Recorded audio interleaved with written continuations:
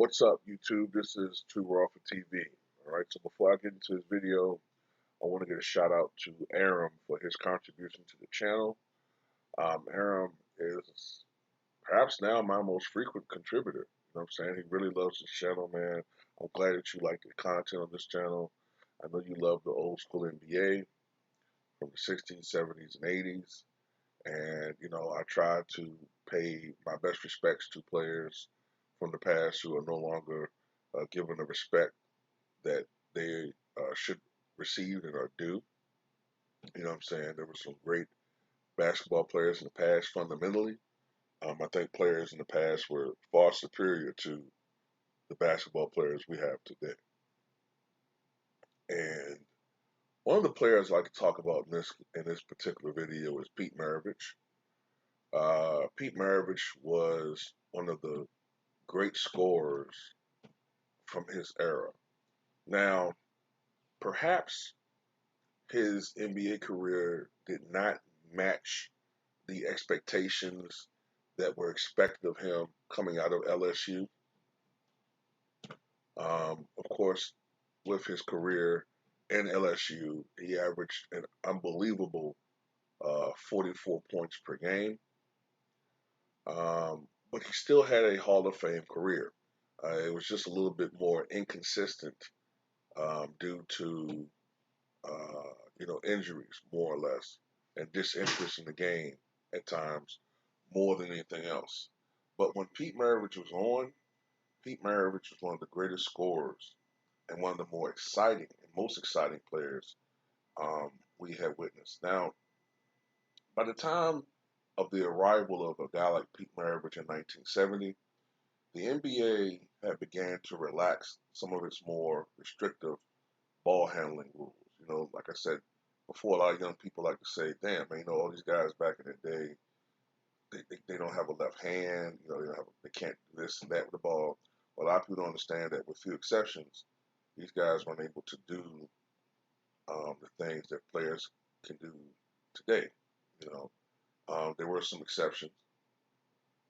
Bob Cousy, for whatever reason, was allowed to do certain things that other players couldn't do. You know, a lot of it was because of the fact that he was a moneymaker. I can't really go the race angle with that because most of the players were white at the time. They couldn't do it. So really, it was because he was a star. He was known for his ball handling ability. So he was able to get away with, palming and all these other violations that other players got called for. And if you look and read about it, Vern Mickelson, who was a star of the Minneapolis Lakers in the 1950s, complained about this in his autobiography, about how Bob Cousy was able to do all these things that other players couldn't do. But by the 1970s, also because they were competing with the ABA, who was more free flowing and more liberal with their rules with that, the NBA began to let players express themselves. There was more ISO, more independent freedom to do things with the ball that the guys before couldn't do. So guys like Pete Maravich flourished. And Pete Maravich was the best ball handler of his generation. He was doing things that supposedly guys back then couldn't do, if you listen to some of these new age fans. But he was a great scorer. And, in his repertoire, he had a lot of things that he could do that today's players can do, and some of them don't do. He was a mid-range master, but he also could shoot and make a lot of unorthodox shots. He also could shoot hook shots in the post. You know what I'm saying? You don't really see a lot of guards doing that today. You know, like he had so much in his repertoire, and you wonder how many points he would have averaged if he was playing in today's NBA. Because as we all know, there wasn't a three-point line implemented until 79, 1980. And that last year in the NBA, when he was a reserve with the Boston Celtics, if memory serves me correctly, Maravich shot 10 of 15 from three-point range. that year. Like I said, the shot wasn't used much that year, but the fact that he shot 10 of 15 from 3-point range lets you know that he was indeed a great outside shooter. Um, and incidentally, there was an expert that went back through Pete Maravich's collegiate career, the year, the career where he averaged over 44 points per game. He went through every game and he looked and analyzed the shots that where he made his shots from. And he estimated that had the 3-point line existed in college, the 19-foot line, 3-point line in college, that Pete Maravich would have averaged instead of 44 points a game back then. If it was in today's NBA, he took the shots from the exact same uh, areas, he would have averaged 57 points per game. So this lets you know how the 3-point line does help guys and it inflates their points. Um, Pete Maravich's greatest individual night came in February of 1977. Now that's the year that he won the scoring title, his only scoring title, when he's playing with the then New Orleans Jazz. This is before they relocated to Utah. And that is why they're called the Jazz. Like why you know if you wondering why the hell a team from Utah, Mormon country, is called the Jazz, it's because they originally started in New Orleans, and it would make more sense if they retained being the New Orleans Jazz. They would sound better, right? But he was playing with the New Orleans Jazz. Now already this year, this particular season, Pete had two 50-point games. But this game was special in so many different ways. Number one, he was playing at the Garden, and it wasn't like he was playing. This isn't comparable to, say, James Harden dropping 61 on these lowly, tepid Knicks. This is more comparable to Jordan dropping 55 on the Knicks, or even comparable to, or maybe even a little bit better than when Kobe dropped 61 on the Knicks, because the Knicks weren't terrible, I think, in 2009. They might have been mediocre, but not terrible. You got to remember, in 1977, that Knicks team was not all that far removed from being a championship team. They were on a downside a little bit, but they were still a really good team, and they were a good defensive team. They had a Hall of Fame backcourt in Earl the Pearl Monroe, who was a great scorer in his own right, but sacrificed his scoring to be a team player with the New York Knicks. And of course, they had Walt Clyde Frazier, who is one of the most underrated now all-time point guards. Just 15, 20 years ago, Walt Clyde Frazier was a top 10 all-time point guard. Now he gets left off of that list, even though he was a clutch performer, even though he was probably the best defensive point guard of his era, or at least in his prime years. And he was a great two-way player. He could, you know, um, he was a great defensive player. He was a really good rebounder for his position. He was a big guard. He was 6'5", big for his time. He could score. I'm not saying he was a 30 points per game scorer, but he could give you consistently 18 to 20 plus points a night. So this is a great all-around player, but for some reason he's forgotten. So anyway, the point is, this is a really good Knicks team. Um, they had just acquired, I believe, if I'm not mistaken, they had just acquired Bob McAdoo from the then Boston Braves. Unfortunately, Bob McAdoo was beginning his much too early decline due to injuries. Bob McAdoo having a 3-year run as scoring champion from 1973 to 1976, and also, smack in the middle of that was that 1974-75 MVP season with the Braves when he averaged almost 35 points a game to go along with 12 rebounds and 2 assists, maybe 2 or 3 rebounds, and great all-around play. But this particular night, Pete Maravich was over. I mean, he was just killing it. I mean, he was just making everything, man. He was scoring on the inside. He was making the mid range. He was bombing them from outside. Remember back then though, there was no 3 point line, and Pete Maravich had 31 points at halftime. So the second half was more of the same, if not even more so. They couldn't stop this man. Nobody could. And like I said, he was scoring from all over the court. It wasn't that he was just shooting from from 3 point line, on the weak side with somebody else drawing the defense and he making these open threes. No, he was going into the heart of the defense and just making unbelievable shot after unbelievable shot in that particular game. Footage of this game can be seen on YouTube. Not the entirety of the game, I don't believe, or maybe it is. Man, I don't know.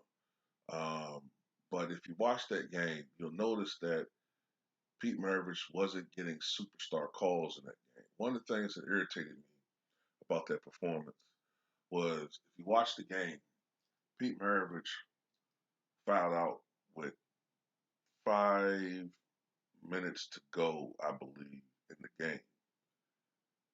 And the Knicks wound up losing that game. I think they lost by like 15 or 20 points. But if you watch that play, in today's NBA, that wouldn't have been an offensive foul. They wouldn't have called that. It had to be something very egregious for them to call that on a superstar. But that's the difference in eras. Back then they actually still did call fouls on stars or superstars or all stars. But the thing that irritates you about the performance is that as hot as Pete Maravich was, with 5 minutes to go, he most likely would have cracked 70 points. He probably would have reached 75 points. All right. And the way he was going. And what makes that remarkable, the 68-point game that he had, what makes it so remarkable is the fact that since then, I think it's still the 13th highest scoring game of all time. The only guys to score more than him were Will Chamberlain, who had 6 games, but he scored more than that, including a 100-point game and a 78-point game. I believe he also had a 73-point game and a couple of 71-point games, maybe 2 or 3 71-point games. Um, and then, of course, Kobe's 81. Then you have David Thompson's 73 points. Uh, David Robinson had 71 points in the game. And I believe Devin Booker had 70 a couple of years ago, and Jordan had a 69-point game. So I think that's all of them. I might have missed. Oh, and Elgin Baylor had a 71-point game. But if you listen to most of the guys I mentioned, Kobe, uh, not most of, a lot of them, Kobe, Devin Booker, a lot of them benefited from the 3 point line. Even Mike, even David Robinson, a lot of these modern guys had at least one or more 3 point field goals in that particular explosion game. If Pete Maravich, if you really look at the game that he had, right, it's very reminiscent of Kobe's performance. Kobe, when he had 81, he shot 28 of 46 from the floor, 61%. Pete Maravich shot 26 of 43 from the floor, which is, I think it's closer to maybe 63% or so from the floor. They both were very prolific from the foul line. Pete, I believe, was it 16 or 19 from the foul line? Let me think. Uh, yes, he was 16 or 19 from the foul line. Kobe was 18 or 20. So the separation between the two was really the 3 point line. Kobe was 7 or 13 from the 3 point line. Maravich had a lot of shots from outside.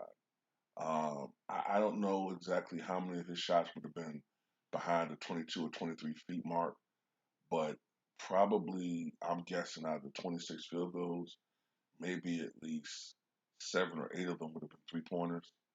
So if you let's just go with that. So in today's NBA, Maravich might have had 75 or 76 points. You know, and then you got to take into account the fact that that game, he fouled out with 5 minutes to go. And as we know, in the fast-paced NBA, you could score 15 points easily in a 5 minute span. So we really could have, had this been a modern performance, he could have really had a game for the ages. Now, I don't think he would have reached 100 points, but in the right circumstances, if there was a 3 point line, if he did not foul out, if there was a 3 point line back in 1977, and he was shooting it as frequently as Kobe did that night, and if there was, if he hadn't fouled out, he wasn't in foul trouble, you know, Pete might have had a game with 85 points, maybe 90, maybe. Um, but it was an incredible performance. Unfortunately, injuries would derail Maravich's career from after that point. He never regained the same form after that particular season. Um, and, eventually he quit basketball. From what I remember, he became a vegan. He found religion. Um, you know, and he pretty much removed himself from basketball, at least professional basketball. He became a spiritual person, and unfortunately, while playing a pickup game, right, I believe it was in 1988, Pete Maravich died of a heart attack. What the thing that's amazing about Pete Maravich is that this is a guy. After he did his autopsy, they found that he only had one carotid artery, I believe it was, or was it two carotid arteries? I think he had two carotid arteries, and I think you're supposed to have three of them. And that was a birth defect that he had that he never knew. So the fact that he had been playing athletically with this type of heart deformity, and he was able to do things he was able to do for so long, it's phenomenal, you know. But that's the tale of Pete Maravich's 68 point game. It is a game that is not mentioned as much as other people's games, but it's truly one of the great scoring performances of all time. So tell me what you guys think.